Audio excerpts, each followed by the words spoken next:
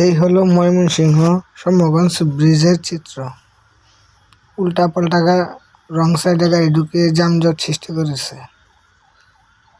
নিয়ম মাফিক গাড়ি চালানোর কোনো বালাই নেই। উল্টাপাল্টা গাড়ি ঢুকাইতেছে, কেউ কাউরে মানে না। ময়মনসিংহ শহরের পরিস্থিতি এমনটাই, যে যেমনি পারে গাড়ি চালাইতেছে। কিন্তু এইভাবে একটা শহরে যানজট সৃষ্টি করা কোনো কিছুই না, এইভাবেই চলে।